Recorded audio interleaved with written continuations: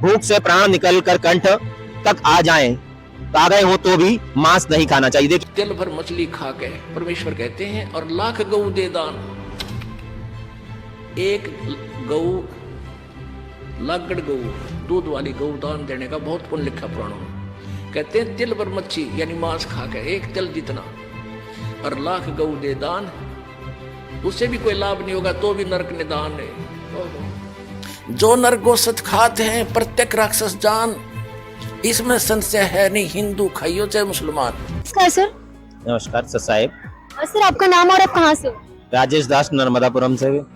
Sir हमारे पास एक question है कि जैसे कि संत रामपाल जी महाराज जो है वो मांस खाने के लिए मना करते हैं, लेकिन समाज में ज्यादातर व्यक्ति नॉनवेज खाते ही है। मतलब उनको ये चीजें आप कितने भी एक्सक्यूजेस दे दो, कितने भी प्रमाण दे दो, वो नहीं मानते हैं। लेकिन हम ये जानना चाहते हैं कि आध्यात्मिक मार्ग में मांस खाने के लिए क्यों मना किया जाता है, इसके पीछे क्या कारण है? बहन जी आपने बहुत अच्छा सवाल पूछा। देखिए कि आध्यात्मिक मार्ग में मांस खाना तो बुरी बात है ये, मगर आध्यात्म मार्ग में अगर आप जीवों को पालते हो और अपने स्वार्थ के लिए उनको पालकर अगर बेचते हो, वो भी पाप बताया गया है। देखिए मैं आप जी को बताता हूँ श्री विष्णु पुराण जी से प्रमाण। इसका कोड नंबर है 48 और ये गीता प्रेस गोरखपुर से प्रकाशित है। और देखिए इसके प्रश्न नंबर, द्वितीय अंश प्रश्न नंबर 129 पर देखिए अध्याय 6 में आप देखिए ये लिखा है, बिलाव, बिलाव मतलब बिल्ली, कुक्कट मतलब मुर्गी, छाग मतलब बकरी, अश्व मतलब घोड़ा, सूकर मतलब सुअर तथा पक्षियों को जीविका के लिए पालने से भी पुरुष उसी नरक में जाता है। अब आप बताइए, यहाँ पर बहन जी देखिए आपको बताया श्री विष्णु पुराण से कि जो इन जानवरों को पालता है और अपने स्वार्थ के लिए उन्हें बेचता है, उसे भी नरक में वास करना पड़ता है। तो आपको सर क्या खाने वालों के लिए भी कोई ऐसा प्रमाण है जो पशुओं को मारकर खाते हैं, नॉनवेज खाते हैं, उनके लिए कोई ऐसा प्रमाण है कि आध्यात्मिक मार्ग में उसका क्या नुकसान होता है? जी जी बहन जी बिल्कुल जी, आप जी का ये सवाल भी बहुत अच्छा है। देखिए ये श्रीमद् देवी भागवत है, इसका कोड नंबर 1133 है और ये भी गीता प्रेस गोरखपुर से प्रकाशित है। ये देखिए और इसका पृष्ठ नंबर है 626।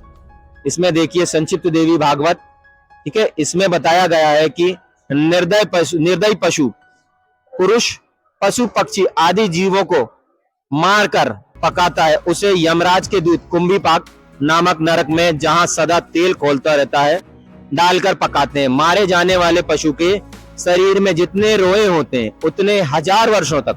देखिए बहन जी इसमें क्लियर करते भी जा रहे हैं ये कि अगर जो व्यक्ति जिन पशुओं को मारकर खाता है और उन्हें पकाता है, ये कुंभीपाक नामक नरक में उनको हजारों वर्षों तक डालकर पकाया जाता है, जो खोलता तेल होता है। यहाँ पर देखिए साफ साफ लिखा है इसमें, यहाँ पर खोलते हुए तेल में उनको पकाया जाता है।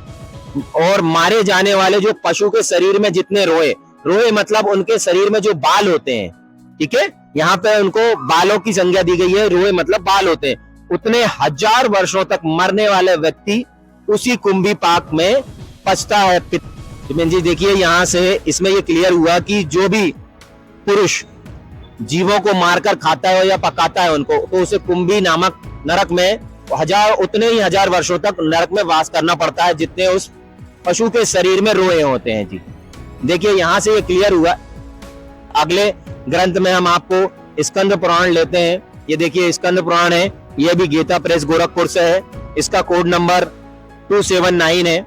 इसमें भी बताया गया है जो मांस पकाता है उसके कौन से नरक में डाला जाता है। ये देखिए इसका प्रश्न नंबर है 720।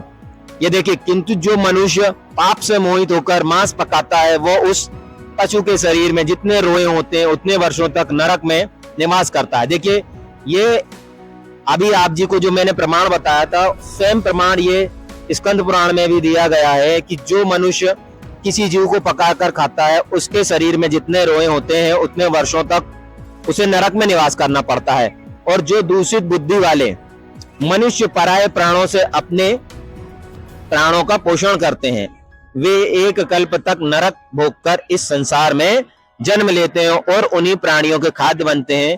भूख से प्राण निकलकर कंठ तक आ गए हो तो भी मांस नहीं खाना चाहिए। देखिए इसमें बताया गया है बहुत अच्छे तरीके से, अगर किसी जीव को हम खाते हैं अगर हम भूखे भी कितने भूखे रहे, मगर अगर किसी जीव को हम अगर खाते हैं तो उसमें मतलब ये हमें कितना पाप लग रहा है। तो हमें ये बताया गया है कि हमें अगर मृत्यु के करीब भी पहुंच जाए तब भी हमें किसी जीव को मारकर या उसका मांस हमें नहीं खाना चाहिए, क्योंकि उसे हमें जिस पशु को हमने मारकर खाया है उसके शरीर में जितने रोए हैं उतने 1000 वर्षों तक हमें नरक में वास करना पड़ता है जी। तो बहन जी ये देखिए मैंने आप जी को ये प्रमाण बताए हैं अपनी स्कंद पुराण से और श्रीमद देवी भागवत जी से थी। तो मालिक की दया से हमारे गुरु जी संत रामपाल जी महाराज जी इसलिए कहते हैं कि किसी भी जीव को मारकर खाने से हमें घोर पाप लगता है, और जब हमारे ऊपर पाप पड़ते हैं तो हम जो जीव है और हमें उसका परिणाम भोगना पड़ता है। इसलिए हमारे संत रामपाल जी महाराज जी कहते हैं हमें जीव हत्या नहीं करना चाहिए जी। मांस खाने के संबंध में सूक्ष्म वेद में कबीर भगवान जी कहते हैं कि बकरी पाती खात है ताकि काढ़ी खाल, जो बकरी को खात है ताको कौन हवाल। मतलब बकरी पत्ती खाती है जिसकी तो खाल उतार ली जाती है, और जो बकरी को खाता है उसका क्या हाल होगा। इसके लिए हमारे सदगुरुदेव रामपाल जी महाराज मांस खाने के लिए सख्त मना करते हैं, उनके कोई भी अनुयायी मांस नहीं खा सकते। वकालत करते हैं मुसलमान धर्म के प्रवक्ता, मांस खाने की वकालत करते हैं। क्योंकि देखो अगर कुरान शरीफ में या किसी पुराण में, वेदों में और गीता में मांस खाने का कहीं प्रावधान नहीं है। यदि किसी पुराण में और यदि किसी कुरान में और यदि फिर बाइबल में इससे आगे जहां परमात्मा ने उस अल्लाह अकबर ने समर्थ भगवान ने 6 दिन में सृष्टि रची, 7वें दिन वो तो तख्त पर बैठ गया जाकर विधान बता के कि किसी ने भी मांस नहीं खाना है, ये खाने की वस्तुएं तुम्हें हलाल हैं, बाकी सब हराम है।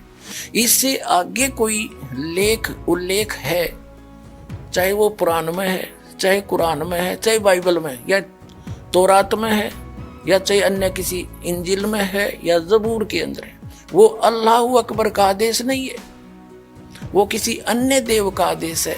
उसका आदेश पालन करके आप उस अल्लाह अकबर के विधान को तोड़कर दोषी बन जाओगे।